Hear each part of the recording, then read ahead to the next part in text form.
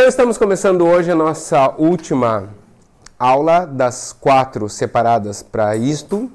É lógico que nós poderíamos trabalhar o tema, especialmente começando a análise de quadros ou de imagens, podia trabalhar isso uma vida toda e ainda assim faltaria tempo para analisar todas as obras. Se nós fôssemos considerar o que há de arte sacra, por exemplo, mais da metade do Louvre toda ligada a uma ou outra religião, né, a uma ou outra fé. Então,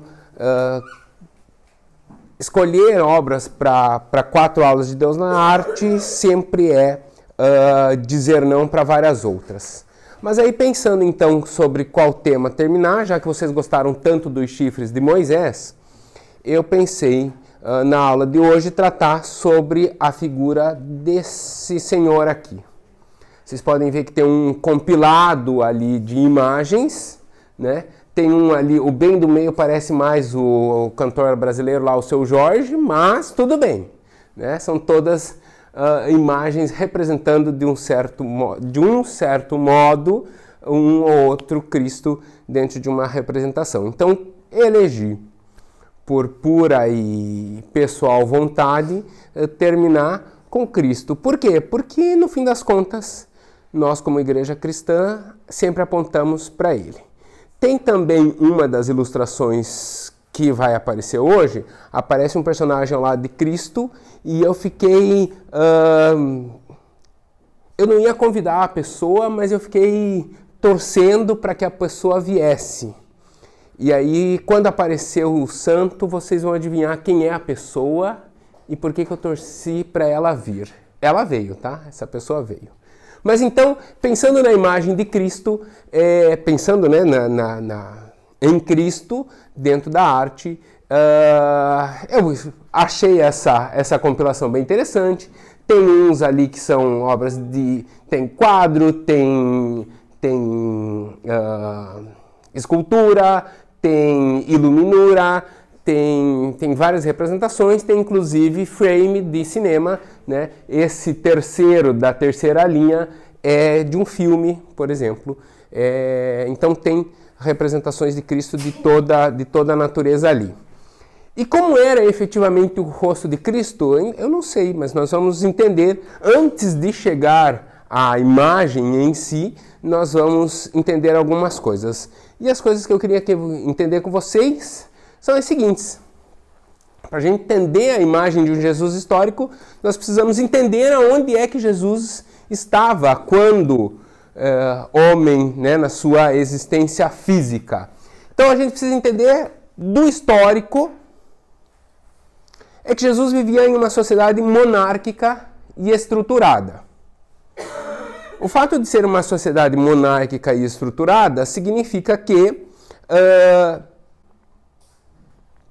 quando a gente vai olhar para as pirâmides, quem era sepultado na pirâmide? O faraó. Quando a gente vai olhar para qualquer escultura, ou quando a gente vai ali para Évora, tem um templo ali. De quem era aquele templo? Diana. Quando a gente vai para algum lugar e vê alguma obra assim e tal, vocês já perceberam que é sempre do líder, né? É do líder, é do conquistador, é do, né? Refazem o Rossio, levam um tempão para refazer o Rossio. Tiraram um monte de coisa do Rossio, mas quem ficou no Rossio? Né?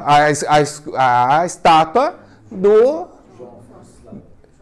Aveiro, né? Do João Aveiro, né? Então veja que é sempre o líder que é representado, né? Você não vê uma pirâmide para o escravo, você não vê um grande túmulo para um desconhecido, né? Para o terceiro, quarto pessoa lá, né? Então é sempre o líder. E nós precisamos entender que o cristianismo, quando surge como subsidiário, né? Então, Jesus não era representado ali, por quê? Porque ainda não era, vou dizer, vocês vão entender o que eu quero dizer. Jesus ainda não era o Senhor do lugar. Entenderam, né? No sentido de que o cristianismo ainda não dominava, né? Então, mas espiritualmente Jesus era desde o início. Eu sei, mano. Eu tô dizendo assim que na estrutura ali, o rei... Como chamava o rei de Israel na época? Jesus é inclusive apresentado e ele manda... Herodes, né? Então, a estrutura era estabelecida e tinha um rei ali, e se era para representar alguém, quem seria representado naquela sociedade naquele tempo ia ser Herodes, e não Jesus. Entenderam? Ok.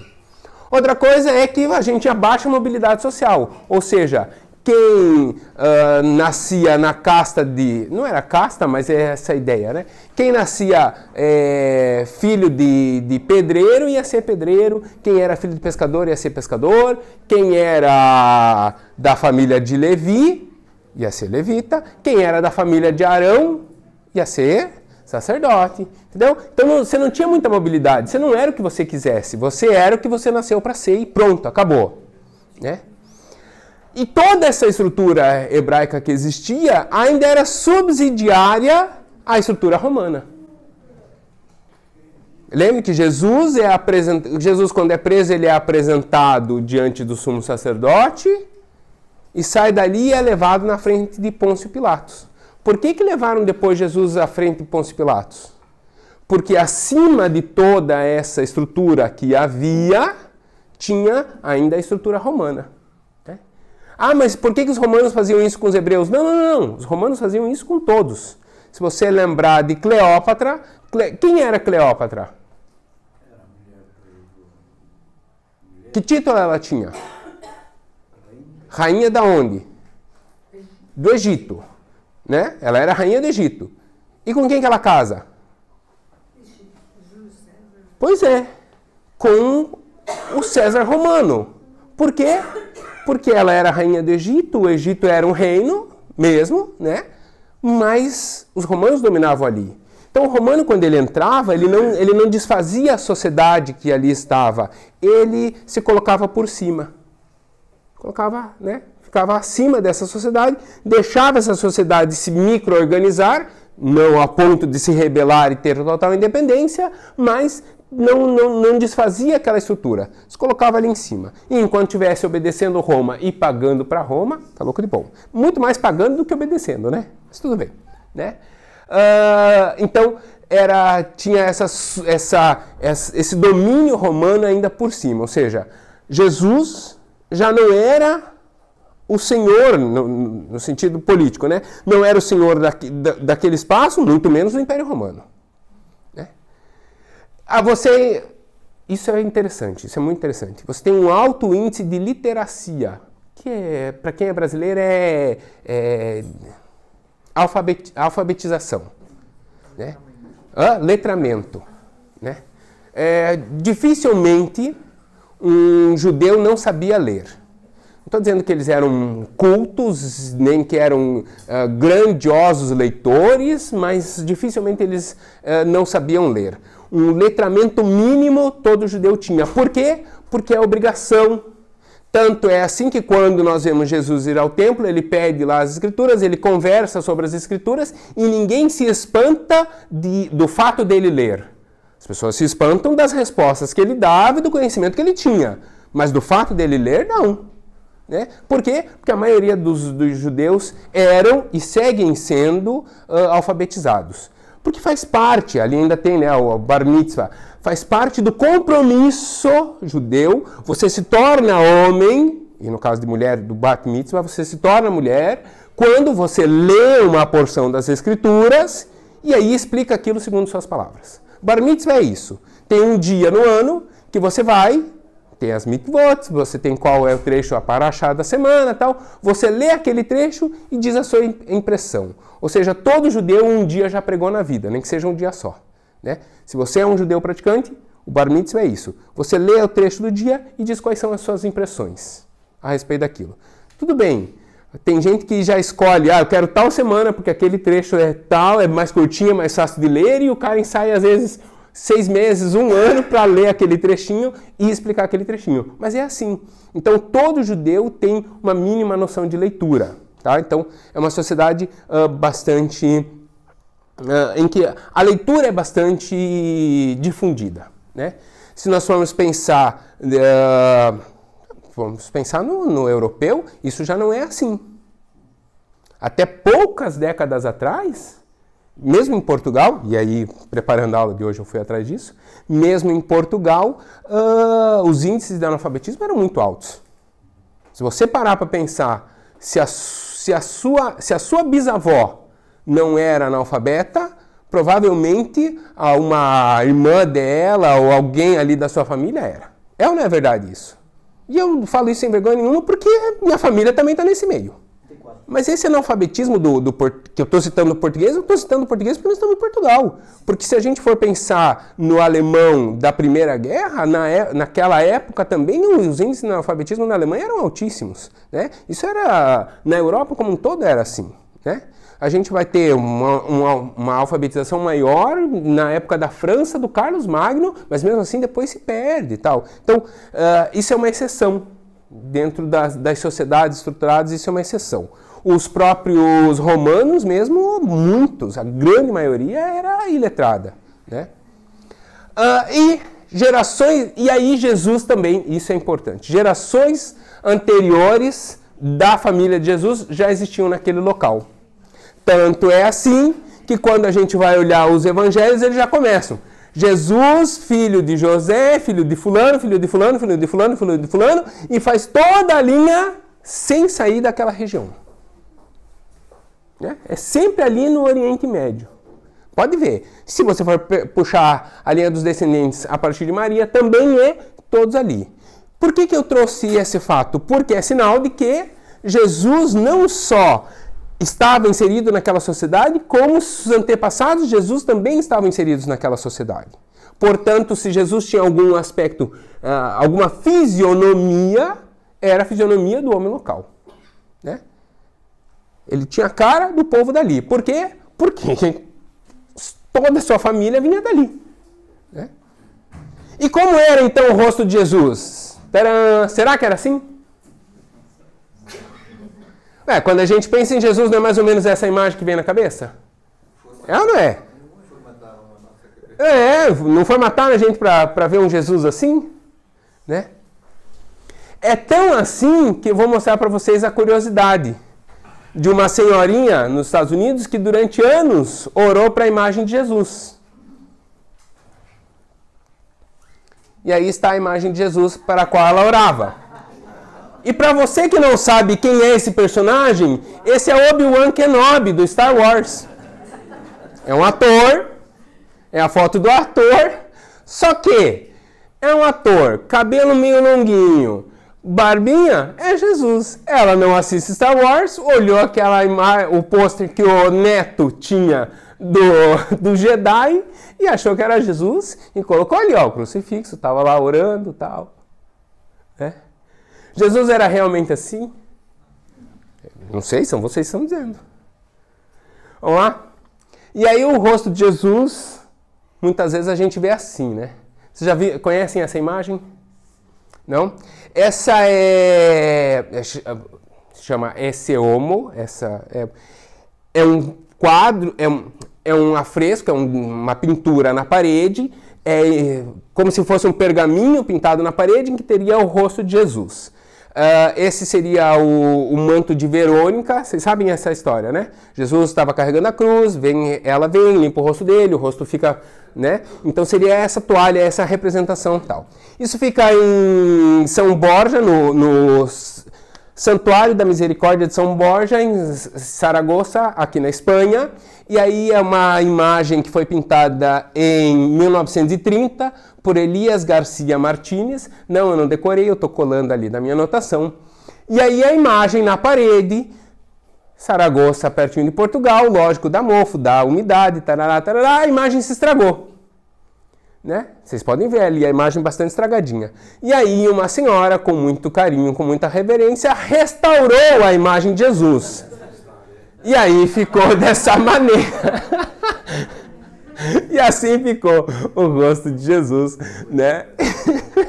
E aí, quando eu estava achando a imagem, eu achei o site e tal, e aparece o pároco desse santuário dizendo que a melhor restauração possível foi essa que a senhora fez. Por quê? Porque antes era só mais uma imagem. Agora eles ficaram famosos e aumentou o número de visitas e divulgou pra caramba o santuário. Né? Coitado desse Jesus. Mas tudo bem, é só uma representação.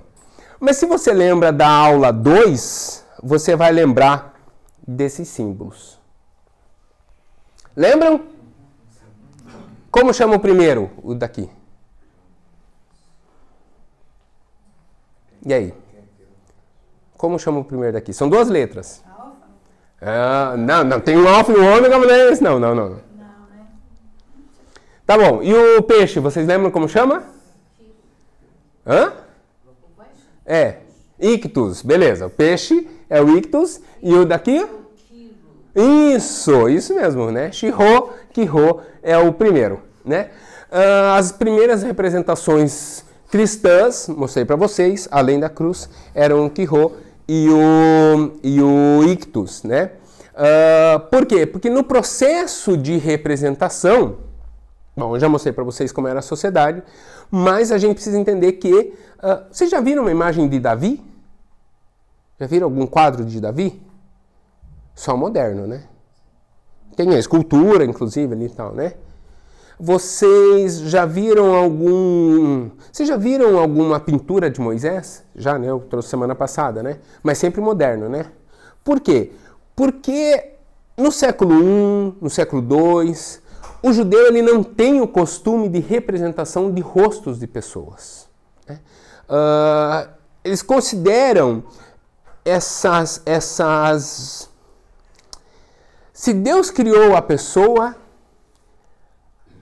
o ser humano reproduzir seria quase não uma heresia, mas não conseguiria representar a perfeição que é a vida humana. Portanto, não faço a representação. Né? O judeu não tem o costume de criar imagens. E se você for olhar, não tem mesmo, né? Nenhum relato bíblico dizendo de algum quadro que foi pintado, de alguma imagem de pessoa que foi pintada. Quando a gente vai olhar, por exemplo, Cantares, Salomão descreve a sua amada, mas ele usa uma série de elementos da natureza. Né? Ou até da construção, né? Fala das torres de marfim e tal, não sei o quê. Algumas coisas tem interessante, né? Fala assim, ela tinha um sorriso muito bonito, não lhe faltava dente nenhum. Imagina como era o sorriso das mulheres da época. Né? Mas também os homens não tirem sarro, porque dos homens acompanhava também, né? Mas é verdade, Salomão descreve assim, né? Ela era bonita porque não lhe faltava dente nenhum. Mas tá.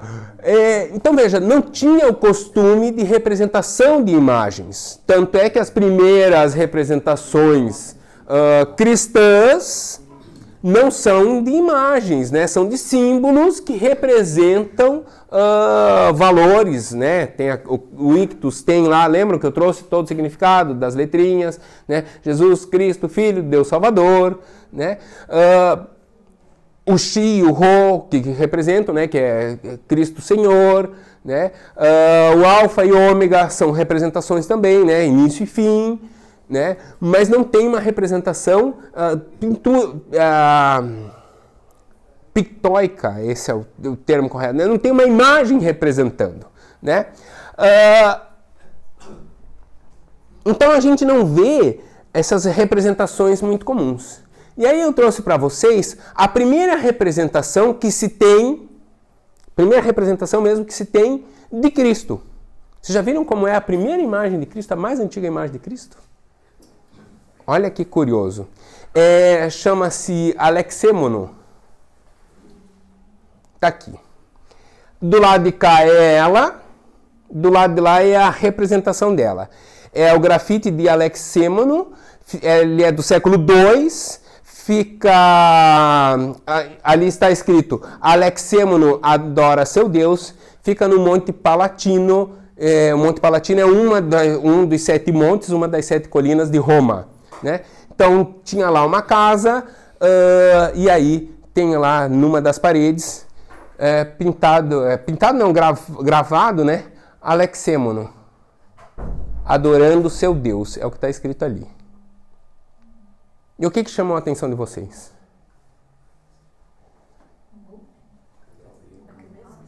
A cabeça? Parece um cavalo? Não é um cavalo, é um burro. É um burro. É Cristo com cabeça de burro. É o Cristo crucificado com a cabeça do burro. Por quê? Porque estavam fazendo chacota. Né? Século II, Império Romano ainda não tinha se cristianizado, Alexêmono já tinha se convertido, e aí o pessoal estava tirando sarro do Alexêmono, dizendo, olha ele ali adorando um Deus com cabeça de burro. Então a primeira imagem que a gente tem de Cristo, a mais antiga que se tem, é na verdade os romanos, que já tinham esse costume de representar pessoas, tal, mas tirando sarro, fazendo... Está errado o termo, mas vocês vão entender. Fazendo bullying, né, da fé do Alexêmono. Né? E aí, por isso, representa Jesus com uma cabeça de burro.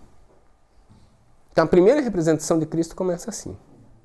Que acho que é bem verdadeira mesmo, né? Porque se você for parar para pensar como eram os cristãos do século II, eram assim. Era um motivo de chacota, era um motivo de tirarem sarro, eram os que sofriam a perseguição mesmo. Então a representação representa bem a situação do local do cristianismo, né? Mas e Cristo mesmo? Como começa Cristo? Como começam as imagens de Cristo? Ah, vocês estão loucos para pegar a Bíblia, né? Vocês vão fazer isso já. Essa é uma das primeiras imagens de Cristo. E o que chama atenção ali? É Jesus ressuscitando um morto. Lembra da história da viúva de Naim? Não é isso para pegar, não. Não é nesse pedaço da Bíblia aí que é para pegar, não. Não, porque é para pegar Números, capítulo 6, versículo 5 e versículo 6.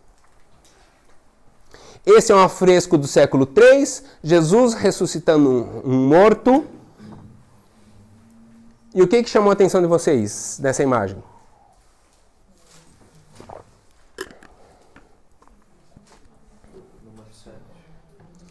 Números, capítulo 6, versículos 5 e 6. O que chamou a atenção? Não tem resposta errada, gente. É o que chamou a sua atenção. Qualquer resposta que você dê, tá certa. Hã? Faz um romano, a roupa bem romana, ou grega, talvez, né? Tem uma espécie de varinha mágica. Tem uma varinha mágica! Tem uma varinha mágica. Não. Tem uma varinha mágica, né? Ninguém vai falar nada da barba? Não tem barba, né? O cabelo talvez podia até ser comprido, mas está talvez enliado ali, preso bem como um cabelo grego. O que diz lá número 6, versículos 5 e 6? Enquanto durar o voto, o nazireu será consagrado ao Senhor. Peraí, enquanto durar o voto, o nazireu será consagrado ao Senhor. Ou seja, o texto vai falar sobre o voto de nazireu. Voto esse que Sansão tinha e que Jesus também tinha. E não cortará o cabelo. Não dá para dizer ali, né? Que mais? Deixará o cabelo crescer até concluir o voto. Ok, então enquanto estiver com voto, porque o voto podia ser temporário, o cabelo vai crescer. E o que mais? Não se aproximará de cadáver enquanto estiver consagrado ao Senhor. Não se aproximará de cadáver. Se lembram que a gente falou do leão, quando a gente falou de Sansão, tal, que ele rasgou com a mão e depois ele vai, aí ele rasga o leão, deixa lá o corpo do leão, depois ele volta, as abelhas tinham feito mel dentro, ele pega o mel de dentro do corpo do leão, né, ele tocou no morto. Né? Jesus aqui, para não desfazer o seu voto de Nazireu, ele não toca no morto, ele tem uma varinha de condão. Então veja que curioso, nós representaríamos Nazireu por um aspecto muito mais estético, que é a barba e o cabelo comprido. Aqui o voto de Nazireu foi representado pelo aspecto prático. É Jesus ressuscitando um morto, mas sem tocar nele. E como é que ele faz? Ele usa então a varinha, né? Cutuca. E essa é uma boa tática. Se você não sabe se alguém está morto, você pega uma varinha e cutuca no olho. Se a pessoa gritar, é sinal de que ainda não morreu. O Felipe, que é médico, essa hora pira, né? E aqui nós temos dois túmulos. O túmulo, o daqui é o túmulo de Calisto e o de lá o túmulo de Priscila. São duas representações do século III também, duas representações, as duas representações, os túmulos são próximos, tá? Provavelmente era marido e mulher, tal, um do lado do outro, tal, e são dois túmulos em Roma. E aí a gente tem duas representações de Jesus. Como vocês acham que é o nome desse quadro? Quem já foi a Leiria sabe. Tem a praça central lá de Leiria que tem a estátua que tem essa representação. Ih, vocês foram em Leiria e não viram, né? É. O que chama atenção nessas imagens? Um caçador? Não é um caçador. Por que um caçador? Caçador? Por quê? Por que um caçador? Porque está com o animal nos ombros? Ah, mas olha a cabeça do animal, está em pé. O animal não está morto. O nome dessas duas imagens é o Bom Pastor. E lá em Leiria tem essa imagem mesmo. Um rapaz jovial, assim tal, com uma ovelhinha nos ombros, né? É a estátua do Bom Pastor. Né? Jesus, o Bom Pastor. Daqui tem umas ovelhinhas aqui embaixo, mas não tem muito mais ali. E aí, para ajudar na imagem, eu dei um zoom maior. A de lá ainda tem uns passarinhos em volta, tal, né? Mas é Jesus carregando a ovelhinha. E as outras duas olhando para ele. Pode ver, ó, que as ovelhinhas estão o tempo inteiro com o rosto voltado para ele. A que está apoiada nele já está andando com ele, né? Então não tem como ela se olhar, tal, né? Mas são representações do século III. Tanto a anterior, né, tanto esta quanto essa são do século III. Por quê? Porque é a partir do século III que o cristianismo se expande a ponto de outras culturas, essas já com o costume de representação da imagem humana, começam a representar então Jesus. Né? Então, as primeiras imagens que a gente tem de Jesus são do século III. Mas do século III... Que século Jesus viveu? No século I.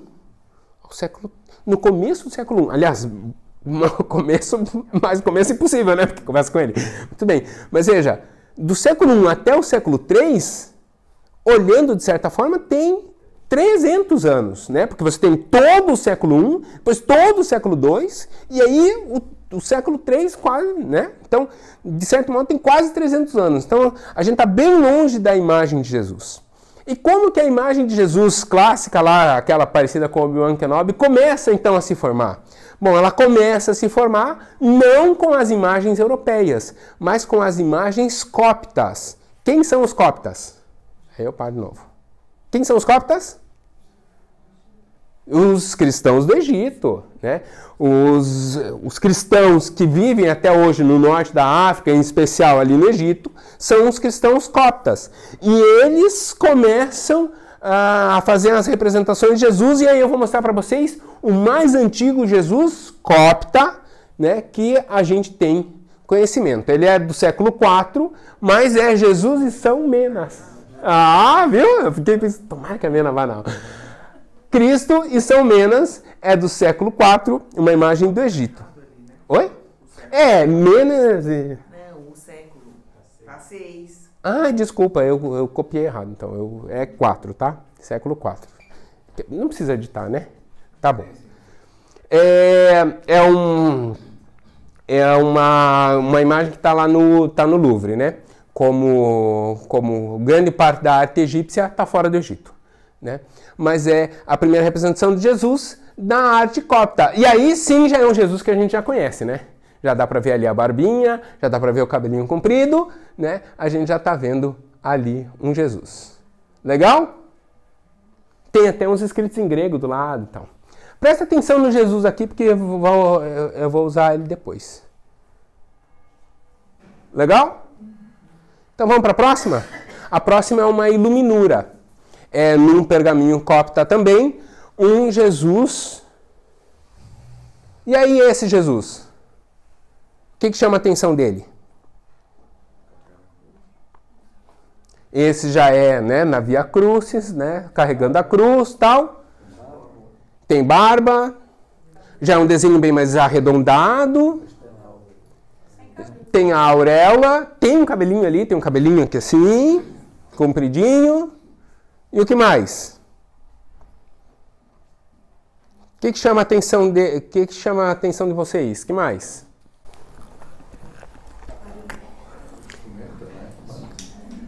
Ah, aparece ali o chicote. E a pele de Jesus? Que cor que tá aí? É um Jesus mais moreno, né? Por quê? Porque é natural isso acontecer. As imagens de Jesus vão se mudando conforme o lugar em que está. Então aqui você já vê um homem com a pele muito mais próxima da pele de um árabe. Aqui ele está mais branco, por quê? Porque você está vendo os escritos gregos ali? Então a arte já tem influência muito mais dos gregos. Portanto, a pele muito mais branca, né? E por que os gregos representavam pessoas com a pele branca? Porque os gregos tinham a pele branca, né? E os egípcios têm a pele tão branca quanto os gregos? Não. Então faz um Jesus um pouco mais negro. Mas os coptas não ficam só no Egito. Os coptas se espalham por toda a África, inclusive pela Etiópia. E aí, como é que é o Jesus da Etiópia? A mais antiga representação de Jesus, que está em uma igreja copta, bem ao sul do Egito, já fronteira com a Etiópia. Estão vendo ali um Jesus com a pele bem mais escura? E agora vem o desafio. Não vale um caramelo porque é fácil. Mas vem um desafio. De onde é esta representação? Vamos ver se vocês vão adivinhar. Essa é difícil, hein? Presta atenção. É a cena do presépio, aparece a Sagrada Família, e aí vocês têm que me dizer de onde mais ou menos é. Difícil. Vocês não vão... Presta atenção, que vocês não vão conseguir adivinhar.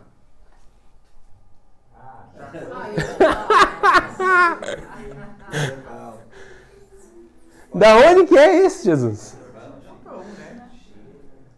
É do Japão. É do Japão. É do Japão. Essa arte só existe graças a portugueses. Sabiam disso? Vocês sabiam disso? Não? Não? O dia que vocês puderem ir ali em Coimbra, é caro, não é dos passeios mais baratos, mas vale a pena comprar o ingresso para você visitar lá a universidade, passear ali pela universidade e tal. E um dos pontos que você passeia é o museu. E aí tem ali algumas artes, inclusive as missões jesuíticas. Então, em 1549, 95 missionários jesuítas saem da Itália, da Espanha e Portugal e vão ao Japão. Dessa comitiva, 57 eram portugueses, 20 eram espanhóis e 18 italianos, né? E aí eles vão até o Japão e começam a fazer as primeiras missões jesuíticas ali no Japão, com as grandes navegações, tal, 1549, né? Há uma presença jesuítica ali também nas viagens ao Japão. Tanto é, eu já ensinei para vocês palavras de grego, hoje eu vou ensinar japonês. Como eu digo padre em japonês? Não? Padre em japonês é bateren. Bateren. Japonês não tem encontro consonantal. Onde tiver encontro de duas consoantes, eles colocam uma vogal ali no meio. Então seria o padere, padere, batere, batere, baterem. Então de padre vem baterem. E aí eu vou falar uma outra palavra. Agora eu vou falar em japonês, vocês me digam o que significa. Iruman. O que é irumã? Irumã. É? Irmão. As pessoas que têm a mesma fé em japonês são irumãs. São irmãos. Olha que legal, né? Diga. Só porque eu lembrei de... Existe um filme sobre isso. Sobre a viagem dos jesuítas para o Japão? Os jesuítas portugueses no Japão, chama-se Silêncio. Silêncio? Olha que legal, eu não sabia, não. Sim, tem o Liam Neeson. Olha só. Legal, legal, legal. Então veja que Jesus é representado conforme o seu local. Os franceses, quando chegam no século XIX, no Japão, encontram lá algumas comunidades ainda cristãs. Né? Tudo bem que os cristãos começaram a se espalhar pelo Japão, depois troca o imperador expulsa os cristãos de lá, mas alguns... E aí tem inclusive uma lenda que Jesus não teria morrido na cruz, mas teria pego um navio, viajado até o Japão, e tem lá no Japão tem o túmulo de Jesus. Jesus teria morrido com 106 anos no Japão. Casou por lá, teve filho e tal, e está sepultado por lá. Né?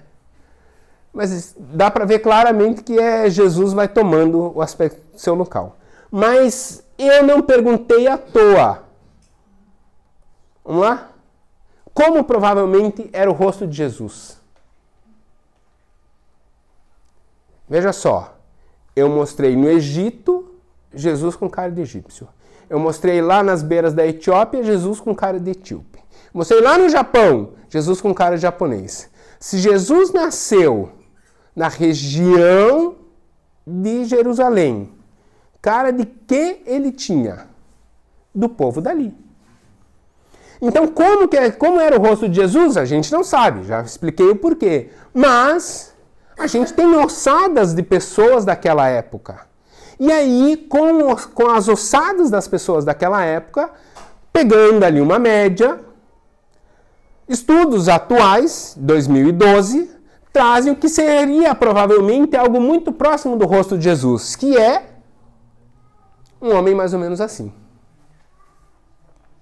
Desculpe a decepção de você que queria o Obi-Wan Kenobi, mas provavelmente o rosto de Jesus era algo muito próximo disso. E a pele também muito próxima disso. Ah, mas eu acho que o cabelo dele era mais comprido. Não, tudo bem, o cabelo é só deixar crescer. Ah, mas a barba era mais cheia. Tá bom, barba é só deixar crescer. Mas o estereótipo de Jesus, tamanho de nariz, sobrancelha, essa sobrancelha bem forte assim e tal, provavelmente era algo muito mais próximo disso. Né? A Bíblia diz que ele não tinha beleza alguma. Né? Uma coisa que devia ser muito feia, inclusive, em Jesus é o pé. Não só dele, como de todos da época, né? Andava de sandália num lugar cheio de areia. Você imagina o dia inteiro o pé esfregando naquela areia. Né? E aquelas sandalhonas, aqueles pés, né? É quase uma pata de camelo, que é aquela, não é aquele pé moldadinho de sapato como o nosso, é aquele pé esparramadão assim, né? O rosto de Jesus provavelmente era assim. Mas veja que a pergunta não é à toa. Eu perguntei do rosto de Jesus. E a próxima pergunta é: e como é o rosto de Cristo? Tem diferença?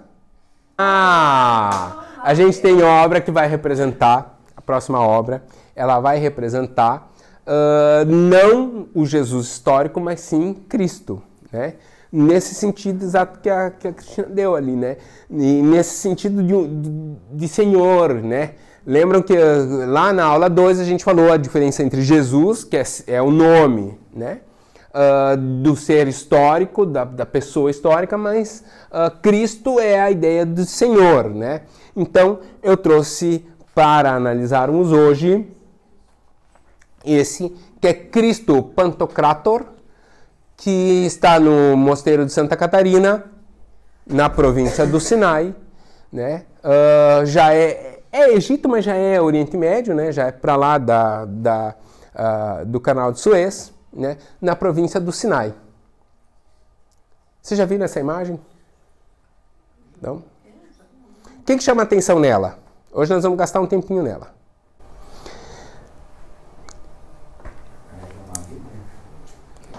Carrega uma Bíblia, perfeito. O que mais? Ah, não, mas isso é só ruim da imagem mesmo.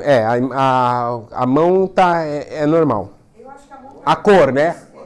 tá como se eu estivesse abençoando. Assim. A mão abençoando. Isso mesmo. A mão está na... Você já notou que normalmente os santos quando aparecem assim, né? Qualquer imagem de uma pessoa santa, quando aparece para dar a bênção, é sempre assim. Assim como o Misa é sempre assim, né? Santo é sempre assim. O que mais?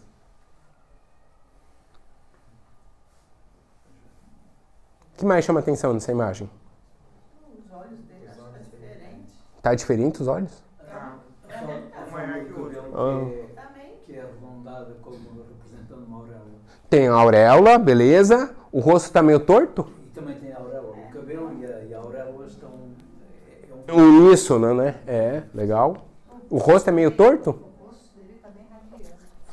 Tá. O lado de lá é diferente do lado de cá? Sim. Eu acho que sim também. Aliás, o olho é diferente. O olho de lá é diferente do olho de cá? Não sei se é E qual lado é mais harmônico? da direita. O da direita? Não, da imagem. O lado da imagem. É, eu tô no lado da imagem. O lado da direita. E o lado da esquerda é o quê? Que mensagem você vê olhando para a direita? Eu acho que tem um lado que parece que está mais triste. Qual lado está mais triste? O de cá está mais triste. O lado esquerdo está mais triste. A minha impressão. E o outro lado está mais... É isso que eu quero. Eu quero as impressões de vocês. O do lado de cá está mais radiante. Tá bom. Tá, então vamos fazer o seguinte. Como é que eu podia fazer para isolar só a metade para cá e metade para lá? Puxa, eu já fiz. Então eu peguei ali, ó, passei a linha no meio. É ali que vocês estão achando a diferença? Sim. Tá. Aí o que eu fiz? Eu peguei a metade de cá, dupliquei, inverti e tá aqui, ó. Você entendeu? Eu peguei os dois lados direito, inverti o lado direito e fiz um rosto só. Tá? Que mensagem vocês conseguem obter a partir daí? Serenidade, mansidão. Um homem sereno, um homem manso? É? Assim, parece que uma beleza interna irradia. Perfeição, inclusivamente nós não somos... Perfeição, simetria. Nós não somos simétricos, mas a representação é simétrica. É? Tá bom. Só que eu não joguei fora a outra metade. A outra metade eu peguei, copiei também, inverti também e uni. Então aqui é o lado direito e aqui é o lado esquerdo. E agora?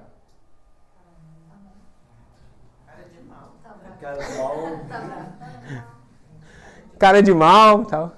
Conseguem lembrar o rosto de um e do outro? Não precisa. Estão aqui os dois juntos. Mas é a mesma o quadro. Gente, eu só cortei, inverti e colei. E qual é a diferença de um para o outro? Qual é a diferença de um para o outro? Qual que é o nome do quadro mesmo?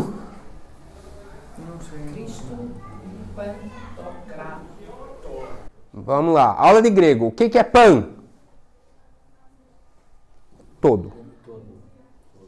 E Kratos? Quem joga videogame sabe. God of War.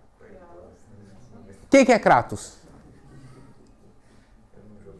É o que governa. Eu acho que você quer dizer que jogar aqui.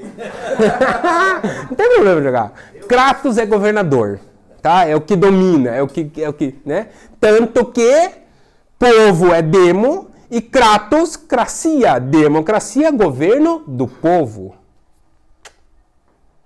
Pantocrator é o que governa tudo. Agora eu volto aqui. Vamos lá? Do lado direito, que é toda a imagem para o lado de cá, do lado direito, vocês têm que sensação? Uma sensação de raiva? De força? Uma de paz, de serenidade, de misericórdia? Porque a mão direita está abençoando. A mão direita está ali trazendo paz. A mão direita está ali trazendo o resgate do perdido. E do lado esquerdo? Ele está julgando, está com a lei ali na mão. Tá ali com a lei na mão. Vê que a mão dele está até ocupada. Ele não está mostrando a mão, ele está mostrando a força da lei. Está mostrando ali que Deus mostrou o caminho e a pessoa não cumpriu. Deus mostrou qual era a regra do jogo e a pessoa não cumpriu. Então ali ele está com a força para... É isso aí, com a balança da justiça, mas na outra mão a espada da justiça. Né? Tá ali com a força para... Vamos ver o que diz Mateus capítulo 25? Mateus, capítulo 25, a partir do verso 31.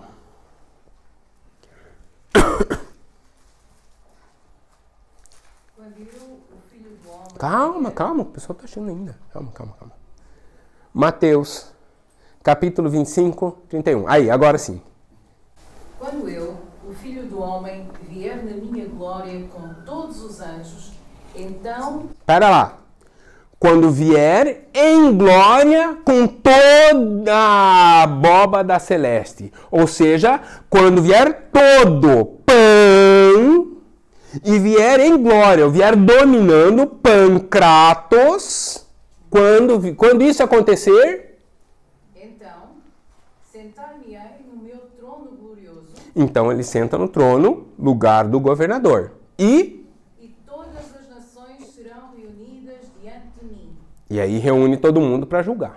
E o que acontece? Separarei o povo como um pastor aparta as ovelhas das cabras, e porei as ovelhas à minha direita. E as ovelhas vão achar o bom pastor na imagem de paz, na imagem de cuidado, na imagem de tranquilidade. E as cabras à minha esquerda. E os outros vão estar sobre o peso da lei. E aí? E então eu, o rei, direi aos que estiverem à minha direita: venham, filhos felizes de meu pai. E aí os da direita encontram aquela imagem anterior, o bom pastor, o Senhor de paz, o Senhor da tranquilidade, o que está com a mão os abençoando. E do outro lado, e continue. Felizes de meu Pai, para o reino que vos foi preparado desde o princípio do mundo. Porque tive fome e deram-me de comer, tive sede e deram-me água, era estranho e convidaram-me para as vossas casas, andava nu e vestiram-me, estive doente e cuidaram de mim, estive na prisão e visitaram-me.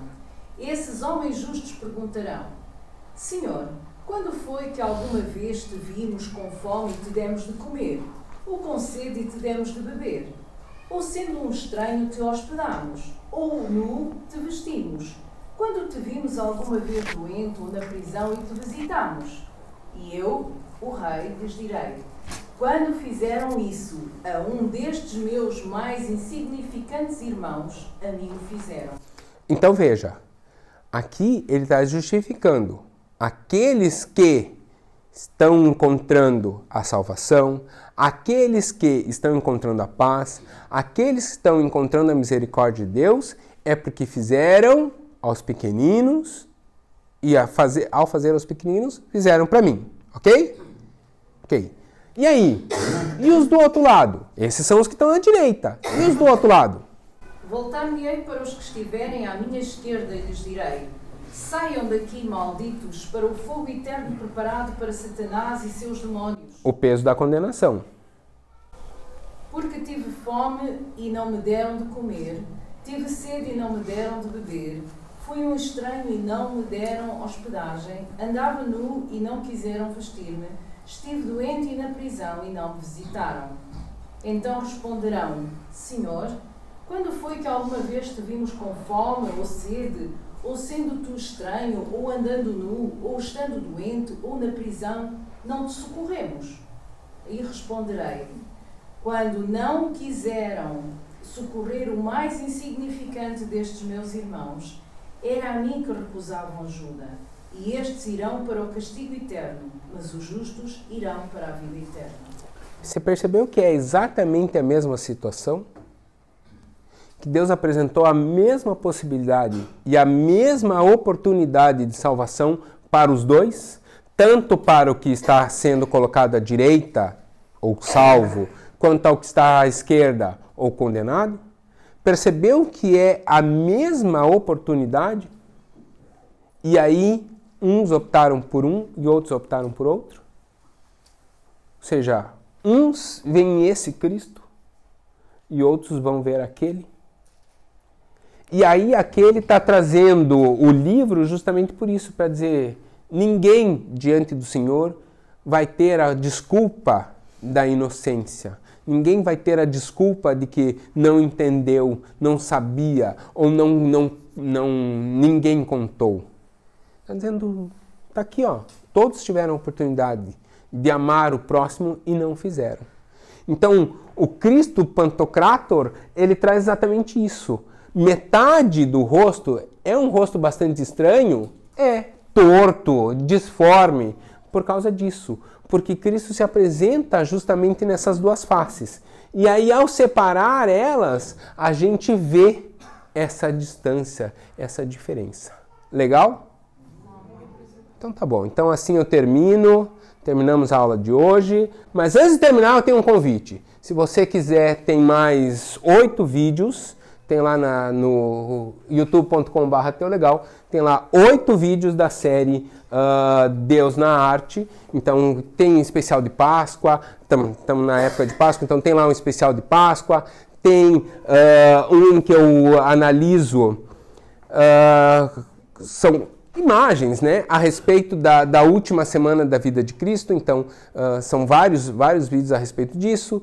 Tem, por exemplo, Jesus entrando em Jerusalém, né, do Domingo de Ramos. Então várias imagens e tal. Então se você quiser aproveitar, já que nós encerramos essa série de Deus na Arte por aqui, se você quiser aproveitar e aprender um pouquinho mais ou assistir um pouquinho mais, tem lá youtube.com/teolegal, tem outros vídeos a respeito de Deus na Arte, tá bom? Vamos encerrar por aqui, faltam ainda 5 minutos, eu queria orar e aí nós estamos dispensados até a hora do culto em sequência.